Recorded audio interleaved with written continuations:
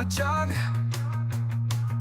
hindi natitinag sa bawat hamon ng mundo.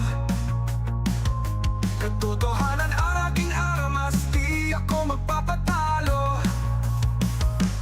Teacher mag-reacts, galit sa kasinungalingan.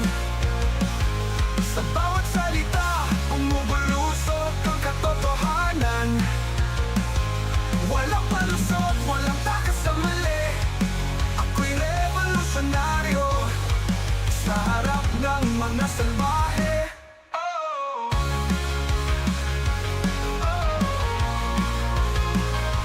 Bawat reaksyon, may init at apoy. Sa bawat issue, di ako nagdadalawang isip. Yon, welcome back sa Teacher Mark Reacts. Ang pag-uusapan natin, eto na si Erich, no? With Attorney Neil. So ito ay one of the most requested video natin sa atin, no? Maraming nagsisend. So eto, bigyan natin ng reaction. So bago ang lahat, gusto ko muna kayong batiin. Ayan, magandang gabi. Si Sinen, si Grace, Mariana Nale, Red Sam MMK, Razel's Dad, Simple Mind, Enigma, ayan, Faith Santiago, Maylene, Obscure, ayan, YGSS, Erwin in the morning, Erich at night. Head Baker, Elena, shoutout sa'yo. Vino, Cesar Gabriel, Miss Rosany, Nuelan Ian Atienza, ayan, magandang gabi sa inyo. And Juliet Bravo Alpha, ito, panoorin natin si Attorney Neil. Attorney Neil is back for another video at ngayon po papag-usapan natin yung case ni Congressman Erwin Tulfo. So this video po will form two parts. The first part po is I will be discussing yung mga US citizenship allegations against him, and the second part naman po it will be about the legal implications or legal consequences po kung talagang US citizen nga po si Congressman Erwin Tulfo. Okay, pero before we start po, may konting request lang po ako. This year po I have a personal goal which is to reach 100,000 subscribers sa YouTube. So hopefully matulungan niyo po ako doon. Okay? Kayang-kaya yan, Attorney Neil. Ang lakas naman nung hatak ng videos mo. Kaya yan, within this year, no? Actually, mas naunahan mo pa nga ako eh. Diba? Before, nag-starting ka, nasa 2K ba yun? Nasa 2K. If I'm not mistaken, 1K or 2K. Nung una kong ma-meet yung channel ni Attorney Neil. Ngayon, nasa 40 plus na siya. Diba? Now, let's start the video. So sa first part po ng discussion natin, meron lang po tayong konting issue kasi yung nagpakalat po ng source of information natin is a third party. Diba? Kasi I'm sure you are aware po nung social media post na kumakalat ngayon kung saan sumulat daw yung US Embassy kay Congressman Tulfo, kung saan ni-revoke yung passport niya. Okay? Ang problem lang po natin kasi doon, the letter comes from the US Embassy pero yung nagpakalat po is not the US Embassy directly. So yung authenticity, yung truthfulness, yung genuineness of said document is questionable po kasi third person yung nagpakalat eh. So pag questionable po kasi yon, pwede pong maging inadmissible yun sa korte. So meaning ng inadmissible, hindi po tatanggapin ng korte kasi yun nga, baka peke yung document. And may problem po tayo doon kasi mahirap po magbigay ng legal explanation based on inadmissible or hearsay evidence. Okay? I agree naman. But, no? But, that one is used dito. Nasaan ba yun? Ito. Hindi, dito. So, kasi yung evidence na yon, no? Yung ito. Kung makikita nyo dyan, may annex 2. Okay, it means no, ginamit yan as an evidence sa korte. And kung makikita nyo, yung mga nakalagay, no, it is basically the same as the letter Maharlika sent out. Yan. That's short explanation kasi next topic natin yan. Pero wag po kayong mag-alala kasi yung gagawin na lang po natin, yung gagawin ko na lang po is mag-establish na lang tayo ng hypothetical set of facts na somewhat similar to the case of Congressman Erwin Tulfo at the moment para po mas maging direct at mas maging klaro po yung discussion natin. Okay. Naimbangal daw, Doc Chris and Silver Bullet and Winchester. Ayan. JRP Creative, this is a special video about trans identity. Okay? So yung magiging hypothetical facts po ng discussion natin ngayon is meron pong isang congressman involved. At yung congressman na yun po, tawagin na lang natin Congressman Sylvester, yung pangalan niya. Stallone. Okay? So ang nangyari po dito sa case si Congressman Sylvester, ito hypothetical lang po to ha. Ang nangyari po kay Congressman Sylvester is that he was able to acquire a US citizenship which in effect also gave him a US passport via fraudulent means. At nakakuha po siya ng passport tas naparenew po niya ng 2 beses yung passport. Until eventually po yung United States government nalaman nila na yung pag-acquire pala ng citizenship, ng US citizenship at ng US passport nito ni Congressman Sylvester was fraudulent, which led the US government to revoke the passport of Congressman Sylvester. Okay, so yun po yung issue ngayon. So ang question natin ngayon, dahil ba ni-revoke yung US passport ni Congressman Sylvester, automatic po ba na nawala na rin yung US citizenship niya? Okay, at yung sagot po dyan is no po. That's the biggest question that we have. And maraming salamat din pala doon sa mga nagko-comment that they're saying na, teka, na-revoke lang yung passport, Teacher Mark, but not the citizenship. You do not automatically lose your US citizenship simply because your United States passport was revoked. And that is because kung titingnan po natin sa batas ng US government, nakalagay po dyan is that when your US passport is revoked, it does not automatically equal to a revocation also of your US citizenship. Same lang po yan dito sa atin, di ba? Kasi meron naman po mga Filipino citizen na hindi pwede makakuha ng passport. However, via fraudulent means, they were able to acquire a Philippine passport until eventually na-revoke ng Philippine government yung passport nila. Eh hindi naman po dahil doon automatic hindi ka na rin Filipino citizen. So ganun po yun. Hindi po dahil natanggal yung passport ng isang tao is automatically he will also lose his citizenship. The citizenship issue po is a totally different issue from the passport issue. So dito po kay Congressman Sylvester sa hypothetical discussion natin, hindi po automatic na he also lost his US citizenship simply because his United States passport was revoked by the US government because yun nga, nalaman na he acquired said US passport via fraudulent means. So, tama si YGSS. If that is the case, no, na-revoke lang yung passport mo. So it means, up until now, you're an American citizen. I'm telling you, ewan ko kung ni-renounce niya. Diba? If that is the case, he is an American citizen. And they're saying, no, na ni-revoke yung passport niya and automatically, no, wala na yung citizenship niya as an American. Since, eto, sabi ni Attorney Neil, it isn't the case. At yung next question, Teacher Mark, same case din ba yan sa nangyari kay Edo Manzano before nung yun siya sa government office? I'm not quite sure dun kay Edo, no? I'm not privy kay Edo Manzano. I'll try to check that one. po dyan ngayon is kung meron ba yung legal implication or legal consequence po dun sa pagiging congressman ni Congressman Sylvester. At ang sagot po dyan is yes, meron po talaga yung legal implication or legal consequence because one of the main requirements po to be able to run for Congress and to hold office as a congressman is that you must be a natural-born Filipino citizen. Dito po sa situation ni Congressman Sylvester, he acquired US citizenship kung saan nakakuha rin po siya ng US passport and na-revoke yung US passport niya. However, he did not lose his US citizenship. Tas wala rin pong pinakita si Congressman Sylvester of any evidence that he actually renounced his US citizenship. Dun pa lang po makikita natin na hindi Filipino citizen si Congressman Sylvester. Kung hindi siya Filipino citizen, pwede pa rin po siya ma-qualify as a dual citizen, meaning he's both a US citizen and a Filipino citizen. And if you are a dual citizen po, you are still prohibited to run from public office. Specific. Actually, sinendyan ni D yung article na yan sa RA, no? Kahit na ikaw ay dual citizen, bawal. Tapos, ito, yung argumento nila na you should be natural-born Filipino citizen. Ina-argumento yon ni Garcia, ni Chairman Garcia. Na ito naman si Tulfo natural-born Filipino citizen yan eh. Teka. Natural-born Filipino siya. Pero yung problema nga kasi, yung citizenship niya, is he a Filipino citizen? He is a natural-born Filipino, but not a Filipino citizen. Ganun.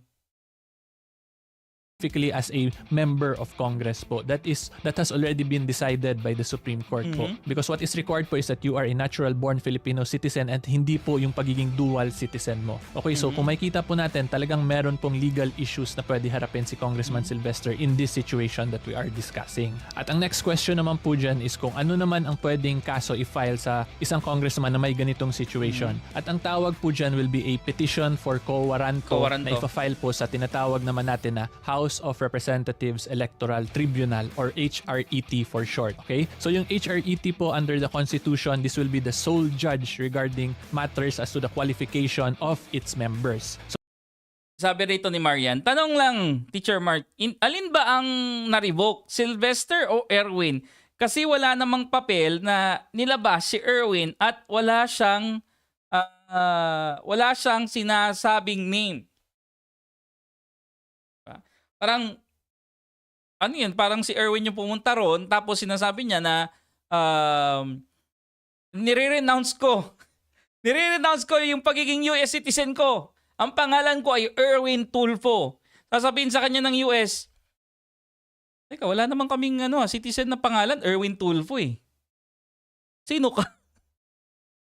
Sino ka? Diba? Meron kaming citizen, ang pangalan, Erich Sylvester Tulfo. But not Erwin Tulfo.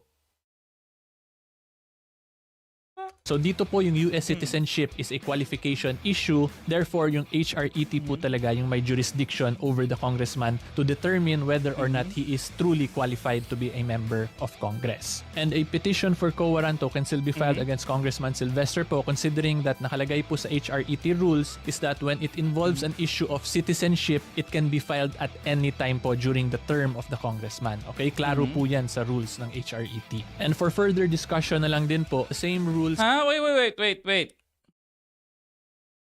issue of citizenship.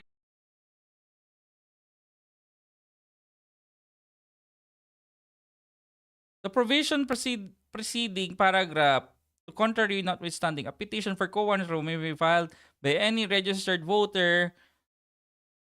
Hindi ko maalala kung ayan, nakapag-file sila Attorney Libayan. But I'm not quite sure if the set, no, yung set dininig nila. Sa naalala ko yung kay Rapi Tulfo, hindi dininig. Outright dinismiss yung petition for quo warranto na i-file nila Ma'am Julie. Okay. Citizenship, it can be filed at any time po during the term of the congressman. Okay? Klaro po yan sa rules ng HRET. And for further discussion na lang din po, same rule still applies to Congressman Sylvester despite him being a party list representative, because in the case po of Abayon versus HRET, a 2010 case, nag-decide po ang Supreme Court kung saan sabi po ng Supreme Court is that party list representatives are still members of Congress in the same manner po as district representatives. Therefore, yung may jurisdiction po to determine as to their qualifications to be members is still the HRET at hindi po yung party list mismo or yung COMELEC. At kung dun po sa mga curious, yung Abayon po dyan is actually my mother po yan, because my mother was a party list representative before and a petition for quo warranto was filed against her during her first term noong 2007. At Personal, ano ba lang? Wait lang. Personal, ano ba to? Personal case. Okay. therefore, yung may jurisdiction po to determine as to their qualifications to be members is still the HRET at hindi po yung party list mismo or yung COMELEC. At kung dun po sa mga curious, yung Abayon po dyan is actually my mother po yan, because my mother was a party list representative before and a petition for quo warranto was filed against her during her first term noong 2007. At sa kasong pong yan, nanalo po yung mother ko at dinismiss po yung mga petitions for quo warranto against her. At sabi po ng Supreme Court yan is that my mother was indeed qualified as a member of the party list that she was representing, and that yung may jurisdiction po to determine her qualification is tama po na HRET kahit na po party list representative siya. Okay, so galing, no? Buti na lang, no? Buti na lang si yung nanay ni Attorney Neil dininig yung kaso. Okay. Sana all. Ah, pa sana all ka. Kasi doon sa isa, lack of merit eh. Ganon. Diba? Di man lang dininig. Diyos na buhay talaga yung sa ano, di ba? Sa Senado. Lagi. So ngayon, magdagdag tayo ng facts dito sa discussion natin. Si Congressman Sylvester is nangunguna po siya ngayon sa surveys as a senator candidate. So dahil po doon nangunguna siya, he now filed a candidacy as a senator po. So ang question ngayon is that, is there an issue po ba as to his candidacy for as a senator doon sa alleged US citizenship issue niya? So kung talagang US citizen po si Congressman Sylvester, meron po talagang issue rin. Because isa rin po sa qualification ng pagiging senator, parehas po yan doon sa pagiging congressman, which is that a person must be a natural-born Filipino citizen for you to be qualified to run for office in the Senate. Okay? So again, there is no clear enunciation done here by Congressman Sylvester of his US citizenship. Therefore, the presumption is that he is either a US citizen or a dual citizen. And again, if you are a dual citizen, you are still not allowed po to run as a senatorial candidate. Because I think no, dual citizen siya. Kasi pasok na siya sa ano eh. 1987 wala pa. But under the new law, no, 2003, pwede na tayong magkaroon ng dual citizenship. Pwede kang maging Pinoy at isang Amerikano at the same time. So, 'di ba, nakailang ano na rin siya, nakailang renewal na rin siya. Itong si Erwin Tulfo. Let's say, meron siyang Philippine passport, meron din siyang American passport. Yun nga lang, na-revoke yung American passport niya. Pero teach, magkaibang pangalan. Ayun lang. Yun pala. Yun pala. Nakalimutan natin yun. Erich Sylvester pala yung pangalan doon. Which is non-existing. because the Constitution is clear on this po. Dapat po natural-born Filipino citizen ka lang at hindi po dual citizen. And the next question naman po ngayon is kung ano ang pwede i-file na case against Congressman Sylvester in relation po dun sa candidacy niya as a senator. So ang pwede po i-file dito against Congressman Sylvester in relation po dun sa candidacy niya po to as a senator is what we call a petition to deny due course or to cancel his certificate of candidacy as a senator on the ground of material misrepresentation. Kasi yun nga po, he is either a US citizen or a dual citizen, pero yung nilagay niya po dun sa candidacy niya is that he is a Filipino citizen. So pwede po yan siya makonsider as material misrepresentation. Ang problem lang po dito is that the period to file a petition to deny due course or to cancel is that it must be filed within. Sabi ni Sir Lito de Torres dito, walang relevance ang pagiging dual citizenship. Bawal na ding tumakbo. Either or. Bawal pa rin eh. So, paano? Ang galing talaga ni Erwin, no? Ang galing talaga ng mga Tulfo brothers. Sila lang nakakalusot. Within 25 days po from the date of the filing of the certificate of candidacy. Ngayon, anong date na po ba? It is already January 3 when I recorded this video at yung filing po was way back October pa. Therefore, lampas na po talaga Lampas yung 25 days na filing period. So sa COMELEC level po, medyo mahirapan na to question the candidacy of Congressman Sylvester as a senator because of the lapse of the period. However, ngayon, magdagdag naman po tayo ng set of facts. Let's say, tapos na yung election ng 2025 at nanalo po si Congressman Sylvester dun sa 2025 elections as a senator. So ngayon, since nanalo na po si Congressman Sylvester, ang proper legal remedy na po dyan is to file a petition for quo warranto dun naman po sa Senate Electoral Tribunal. So again, the Senate... Pero kasi, may isasampa si Dr. Toto Kausing. Sinasabi niya, magsasampa siya rekta sa Supreme Court. I think this will just be the same as doon sa nangyari kay Atty. Libayan. Diba? The Supreme Court said na it is not the proper venue to file it. You need to file it at set. Yun nga lang, tapos na yung filing period. So, the best course na pwedeng gawin dito, antayin matapos yung election. Ngayon, kapag nanalo, mag-file kayo ng complaint. Diba? Ang problema nga lang natin dyan, eto.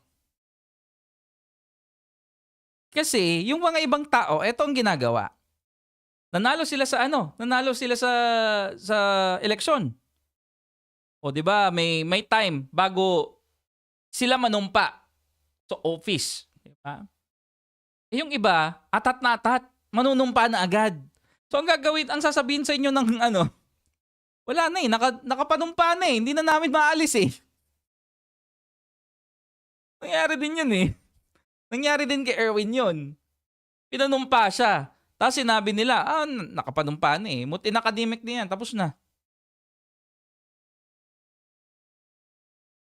Senate Electoral Tribunal or the SET is similar with the HRET in that it is going to be the sole judge as to the qualification of its members. At sa rules po ng SET, the question of citizenship can be filed at any time din po. So once si Congressman Sylvester po dito has been proclaimed as a senator, has taken his oath, and has assumed this office, pwede na po mag-file ng quo warranto petition in the Senate Electoral Tribunal. Okay? Okay, sabi rito ni Raziel's dad, yung dahilan ng ibang mga Tulfo defender, nasa US naman daw ang niloko at hindi ang Philippine government, kaya hindi daw dapat makaapekto. Mas malala yung international scammer nga, itong si Erwin. Si Garcia, haba rin ng suwerte. Sabi rito. Well, eto let's say, ganun nga, niloko niya yung US. But until this point, no? Niloloko niya pa rin yung Pilipinas. Sino, hay? Because only your passport is revoked. Diba? Not your citizenship. Diba? And you said as well na ikaw at si Erich ay iisa. Diba? Nangyari na din yan kay Herbert, sabi doon. Nakapagtataka yung kaso ni Atty. Moises Tolentino noon. Bakit natunaw, Teacher Mark? Kinasuhan na yan si Erwin noon. Yes po, noong siya ay dilipat na sa pagiging DSWD Secretary, papunta no, sa Congress. And nagsampa si Atty. Moises Tolentino Jr. ng kaso, no? Ang ginawa ng COMELEC, sabi nila, moot and academic na, hindi na namin ma-actionan yan kasi outside our jurisdiction na ang sinasabi. And yun nga, beyond 25 days, no, na pwede kang mag-file ng complaint sa COMELEC.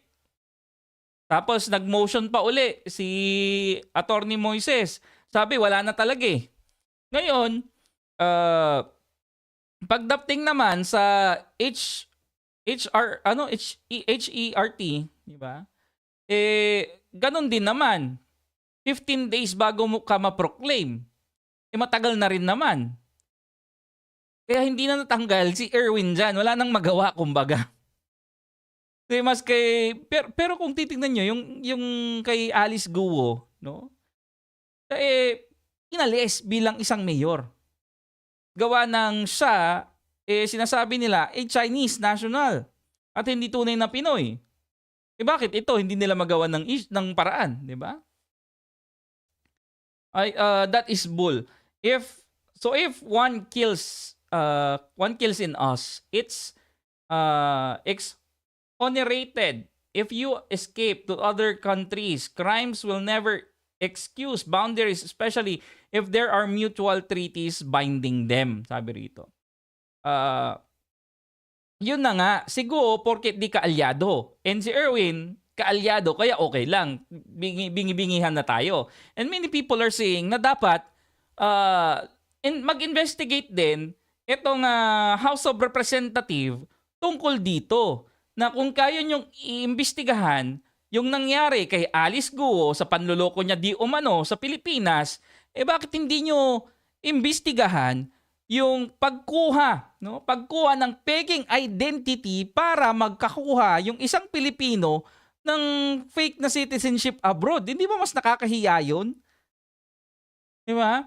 Na tayong mga Pinoy, pumupuntang abroad, tapos sasabihin nila, gagawa lang yan ng peking identity, tapos kukuha ng peking citizenship. The fact nag-falsify sila ng mga birth certificate nila, ano pa kaya ang kaya nilang hocus-pocus na document sa Senado o gobyerno. Rafi Tulfo, member ng Senate Electoral Tribunal ng 2025. Diba? Tropa eh. Well, anyway, no? Let's finish it there. Up next natin, maraming salamat, Atty. Neil. Up next natin, no? Since nagko-complain sila na si Maharlika yung nagsiwalat daw ng dokumento, wala namang kredibilidad diyan si Maharlika. 'Di ba? O di punta tayo kay Katunying. So yun lamang guys, maraming salamat and this is Teacher Mark. Out. Bye-bye guys.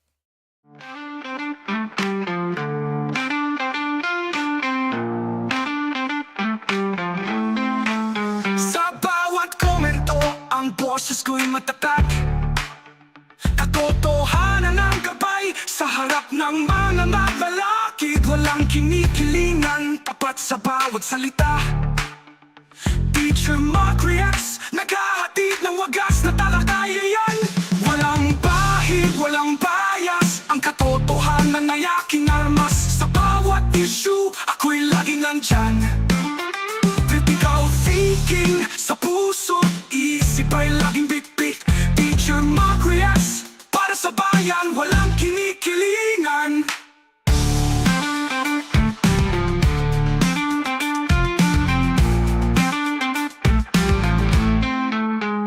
Bawat reaksyon may tapang at alab.